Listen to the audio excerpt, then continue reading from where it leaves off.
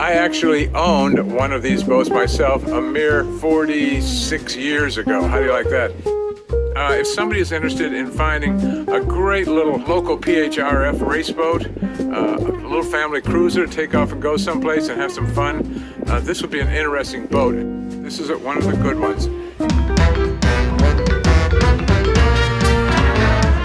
Hi there, this is Captain Q and my old sailing buddy Randy. Join us as we travel hither and yon as we look for some great deals on classic boats and learn a little with each one.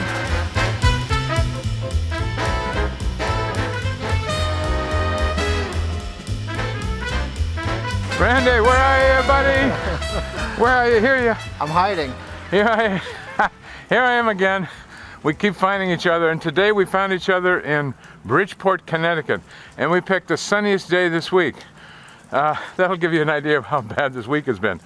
But we're here to look at a really fun boat for me, because the boat we're going to look at is a sister ship to one that I had 45 years ago. Oh. What we're going to see today was an early concept into this sort of fin keel. This is post-Cal 40 days, but fin keel modern design derived from a lot of work in tank testing and so forth. The designer liked the tank and spent a lot of time working there. And the designer is none other than Britt and Chance. And I had an opportunity to meet Britt back in the late 60s.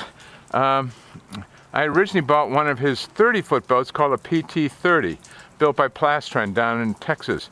And I sailed that and raced that on Chesapeake Bay. And his next boat he came out with was his boat called a Paceship 3228.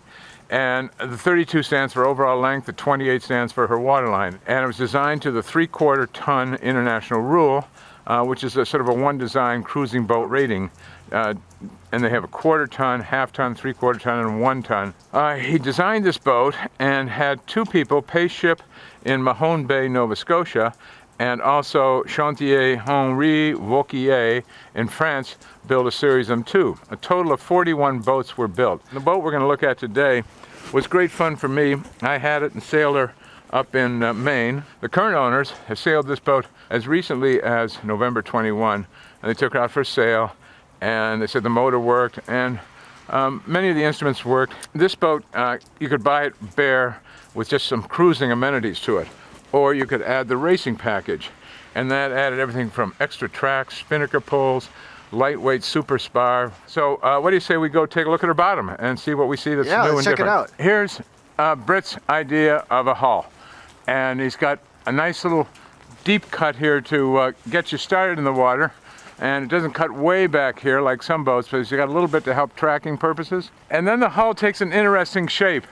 It comes back in, and we're looking at the narrow water lines again for the IOR.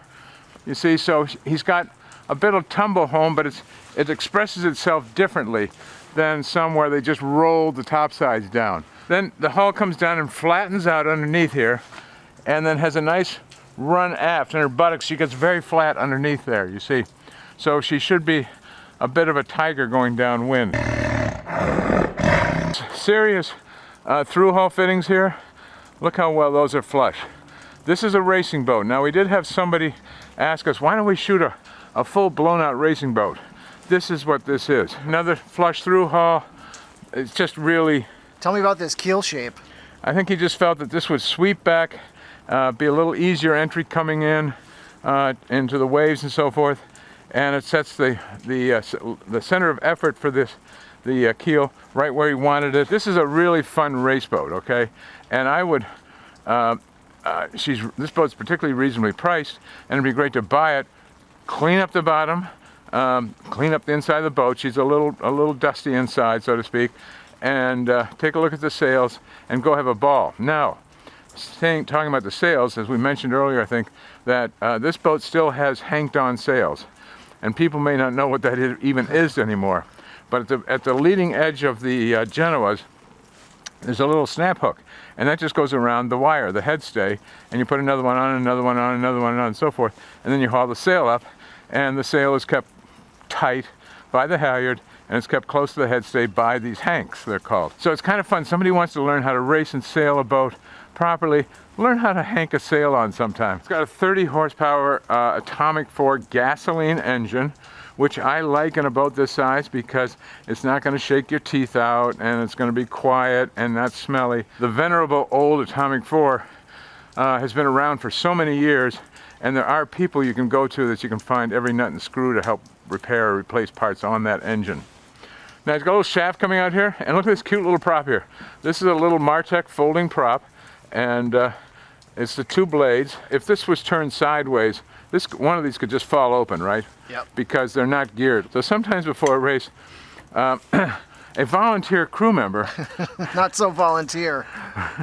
would be thrown over the side of the boat and come down here and put a little rubber band around this. That sounds familiar. Just a simple little rubber band, right? When you do start the engine, they'll fly open, centrifugal force will throw them right open, and rubber band pops off. We have a simple skeg here, well molded in here to the bottom of the boat. That's about the skinniest skeg we've seen. It's a skinny skeg. Skinny skeg. And here's a little rudder. Britain didn't go with great big rudders. And notice how he finishes out the back here with almost this ducktail for a nice even flow of the water coming off there.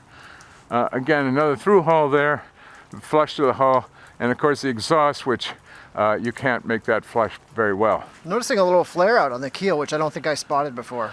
Yeah, there's a little extra lead down there. Again, why not? Put a little down there because you just want to get the weight as low as possible when you're using lead. Take advantage of it. This keel is, the draft on this boat is just under 6 feet. It's 5 feet, 0.75 inches. So let's take a look up on deck. And we have our typical stairway to heaven here. All right. And I'm gonna head on up. We love the subscribers. Yeah, more subscribers means that we're going to get recommended to more people, and so that helps spread the love and spread the word about old classic boats and what we're doing, so every little bit helps.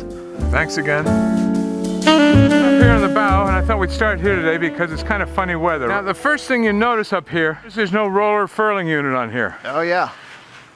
That's the way we did it in the old days. I remember the old days. The old days. We just had a head stay and the sails came with hanks. There are these lines running up and down to the rail and up to the top of the lifeline. When you drop that headsail down on the deck, it's all scattery. So these lines keep it on board. Part of the racing package is something like, I don't know, 9 or 10 extra tracks on the boat.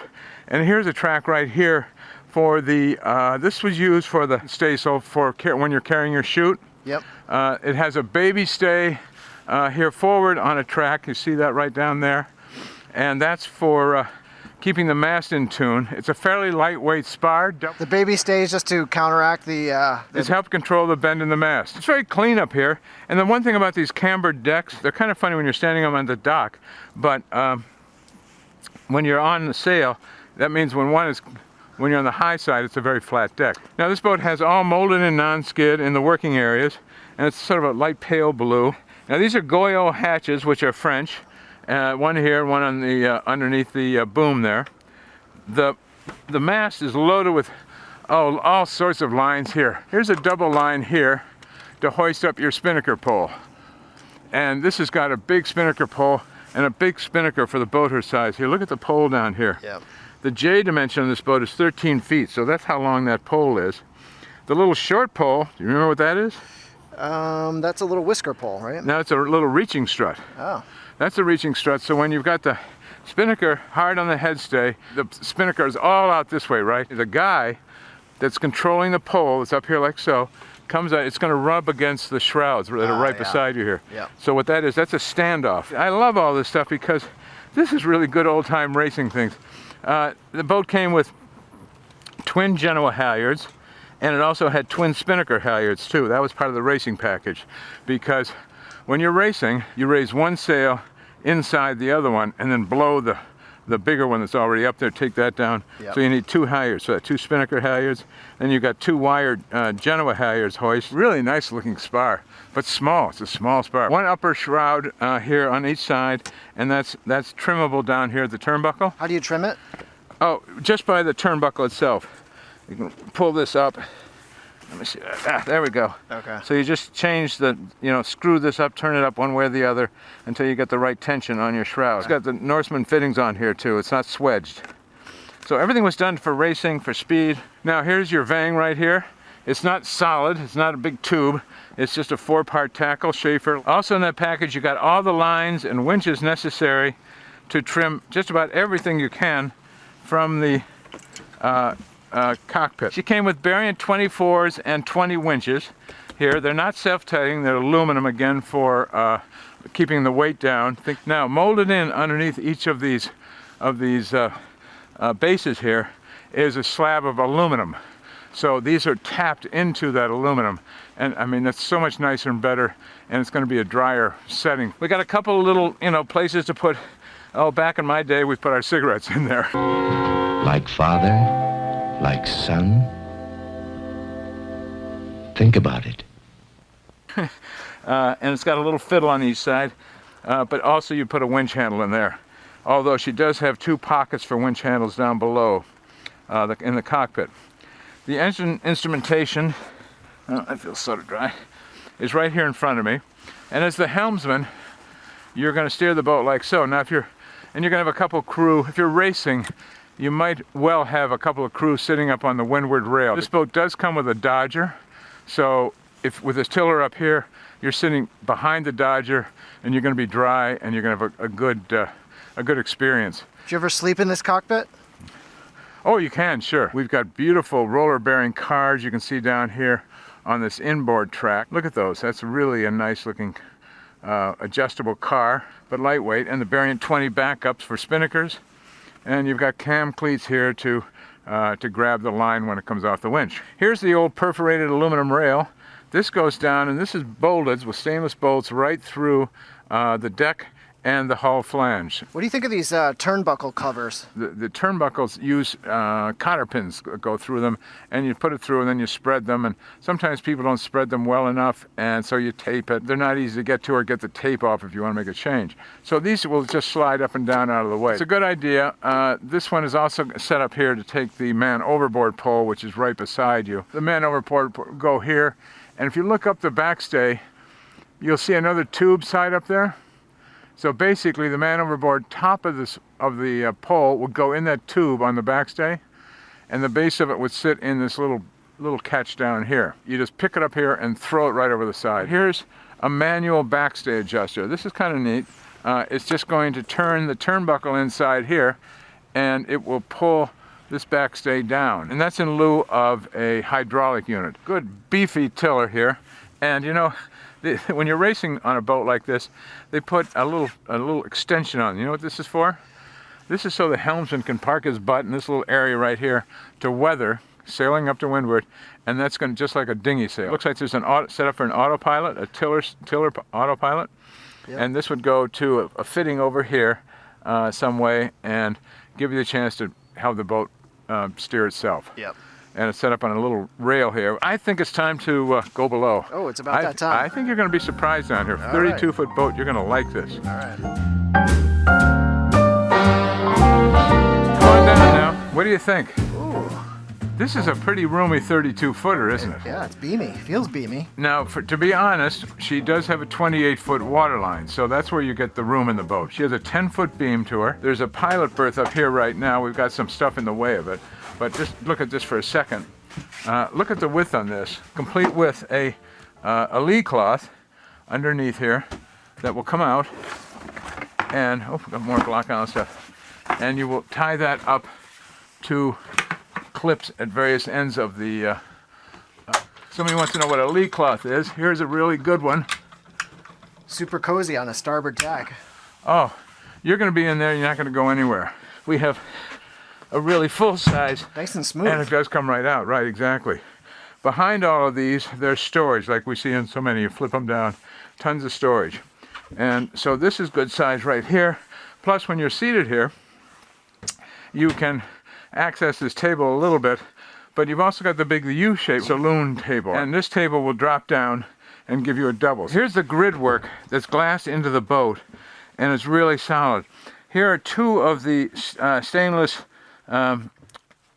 keel bolts. There are 15 of these down here holding that keel on. Wow. And look how it's glassed through there. This seems like it's kind of modern construction techniques for that era. Oh, very much so. It was very advanced. This is a metal plate that's used to capture. It's like a giant washer, if you will, okay?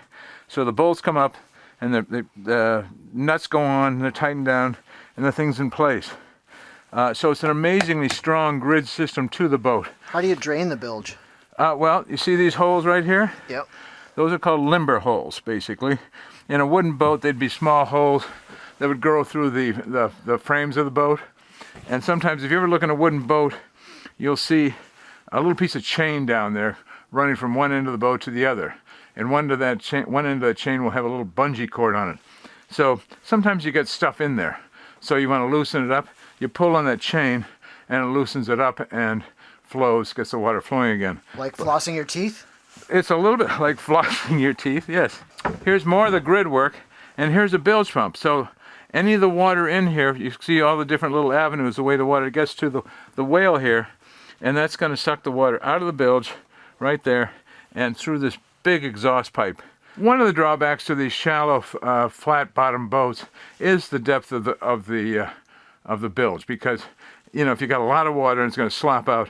But I think this system is so good that it's going to keep the bilge dry. We've got a nice little galley, and I've cooked in this galley, similar to the identical one on another boat. What might have you cooked? Oh, well, you know, any good boat going to sea would always have our friend DM, right? A lot of these, the interior of this thing is molded in and then glassed to the hull. So you got extra strength through all this molding in here. A little molded in a sink. You know, you got 6 or 7 guys here, you're going to cook wash some dishes. That's fine. We have our ubiquitous pot and pan storage. Certainly big enough for crew on this boat. Random plate storage behind, and more up behind these sliders. Behind me is a really nice size ice box, and it is truly an ice box. And there you go. You could put underneath that rack, there's room for probably 7,500 pounds of ice. Here's our documentation number on this boat. Documentation numbers have to be normally carved into the boat. They're allowing plaques that are screwed on and bolted to the bulkheads. Here's another spot that's a nice surprise. Our old navigation table, right? And I'm just sliding in there. Easy peasy, I think is the phrase these days. And I've got a nice table here. It doesn't open up, but it does have a drawer. Now, it's not going to win awards for us, but it'll be fun to clean out. It's got some instrumentation. We have a little clock, a nice little barometer up there. And this is a depth sounder that's been set up here. And here's an interesting instrument. This is a Loran positioning device. Back then, that instrument probably came with the boat, because that's what we had. We had Loran back then, and we thought, ooh, this is pretty exciting. An instrument that will tell us where we are. She does have, there's a little VHF here, again, left from the 70s. You can probably still raise everybody. Here's a handheld GPS right here to keep you honest.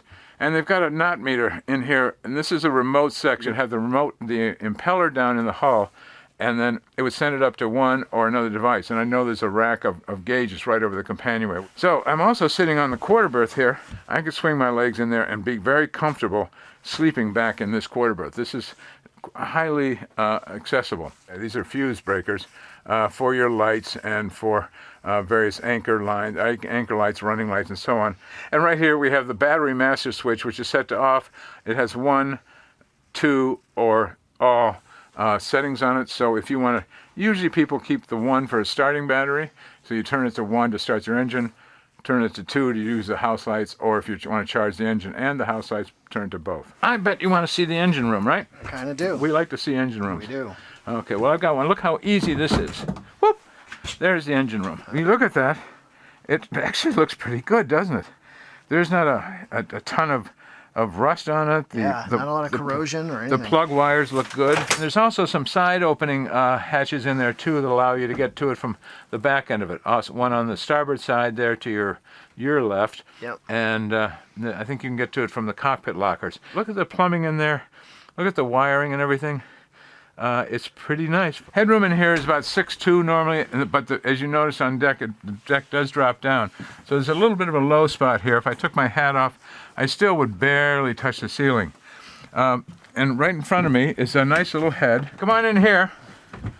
Now, 32-foot boat. It's got a little hand pump here, and it's got storage bins here. And there's a locker behind me here for towels, toilet paper, and so on. That glass looks pretty clean. Doesn't it look good? Here we have our exhaust for the head and so forth.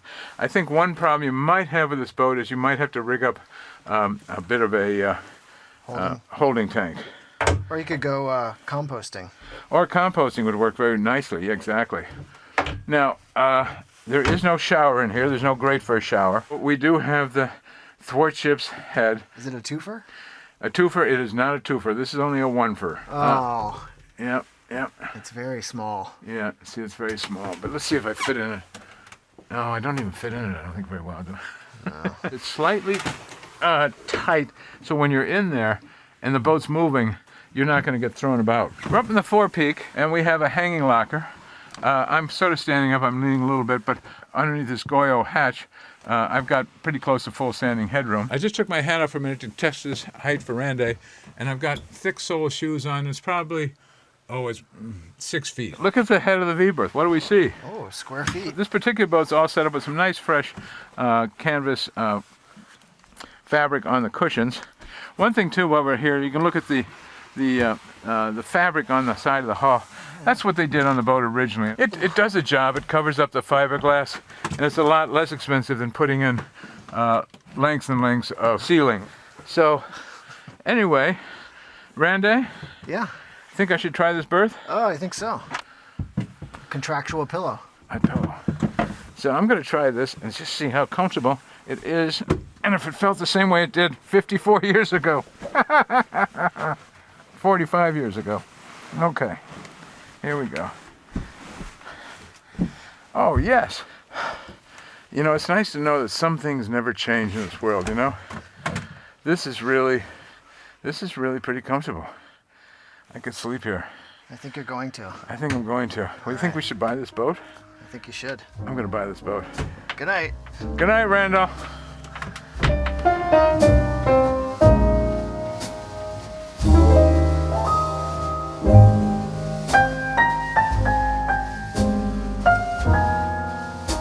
Okay, so, Randy, where are you, buddy? Oh, wait a minute. You're not here. We have a guest videographer today. I'm really pleased to have him. Sherm, say hi to the fans out there. Hello. That's it? Hello, fans. Yeah, I got a face for radio, so you're not going to be seeing me today. Okay. We're very lucky to have him. So thank you, Sherm, for coming by. I actually owned one of these boats myself a mere 46 years ago. How do you like that? And I brought with me today, here's a half model of the Paceship 3228 that I owned and raced, among other things, to Halifax, where the nice people in Halifax were kind enough to give me a little trophy. It was only 4th place, but we were beaten out at the finish line by a sister ship to it that had just been launched that year as well. We had a great time on that boat that summer, raced it all over the coast of Maine. I have to admit that I had serious thoughts about, maybe doing a little negotiating on this myself. Just a really cool boat. We sailed her hard, and she raced hard, and she was comfortable. And surprisingly today, we found how roomy the boat was. And even for the current Captain Q, who was considerably smaller 46 years ago, I still felt like I fit into the boat. So if somebody is interested in finding a great little local PHRF race boat, a little family cruiser to take off and go someplace and have some fun, this would be an interesting boat. Are we about done now, Sherm? Is there anything I've forgotten? I think we got to rate this thing. Oh my God, just as bad as Randy. Okay, well, I know this boat floats really well, so I'm going to give this boat a 10 because she floats, no question about it. I'm going to give her another 10 because she floats really fast. Woo! Really fast boat. And I'm going to give her another 5 because it's a Brit Chance design and it's kind of fun to sail some of his good boats. This is one of the good ones. And so, what does that add up to? 25? 25, very good. As fast as Randy. Thanks so much.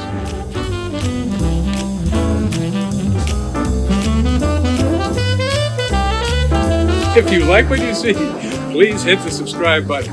And if you want to be notified when the next one comes out, please hit the alert bell. And that's not desperate at all. So we're having too good a time doing these things, so you can hit the bell or not.